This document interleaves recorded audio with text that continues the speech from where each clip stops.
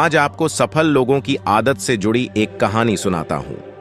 एक गांव में एक साधु रहा करता था। वह जब भी नाचता था तभी बारिश होती थी। इसलिए गांव के लोगों को जब भी बारिश की जरूरत होती तब ये लोग उस साधु के पास जाते और उनसे अनुरोध करते हैं कि वह नाचे। और जब वह नाचने लगते तो बारिश जरूर होती। कुछ दिनों बाद 4 लड़के शहर से गांव में घूमने आए। जब उन्हें यह बात पता चली कि किसी साधु के नाचने से बारिश होती है तो उन्हें यकीन नहीं हुआ।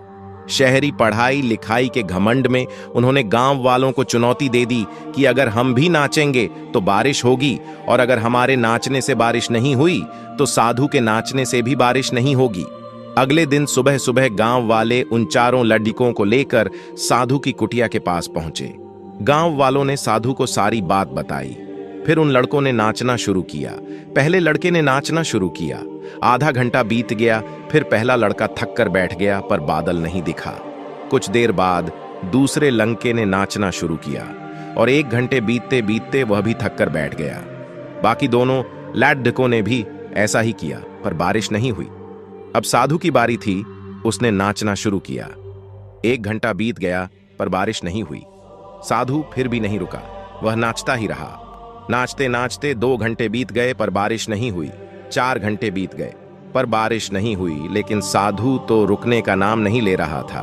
धीरे धीरे शाम ढलने लगी कि तभी बादलों की गड़गड़ाहट सुनाई दी और थोड़ी देर बाद जोरों की बारिश होने लगी। ये देखकर 4 लड़के दंग रह गए और तुरंत साधु से क्षमा मांगी। फिर 4 लड़कों ने साधु से पूछा, बाबा, भला ऐसा क्यों कि हमारे नाचने से बारिश नहीं हुई और आपके नाचने से बारिश हो गई? साधु ने उत्तर दिया, जब मैं नाचता हूं तो 2 बातों का ध्यान रखता हूं।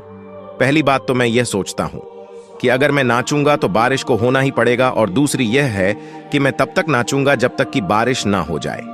सफलता पाने वाले में भी यही गुण विद्यमान होते हैं। वे जिस काम को भी करते हैं उसमें उन्हें सफल होने का पूरा भरोसा होता है, और वह तब तक उस काम को करते हैं जब तक कि वह सफल न हो जाए।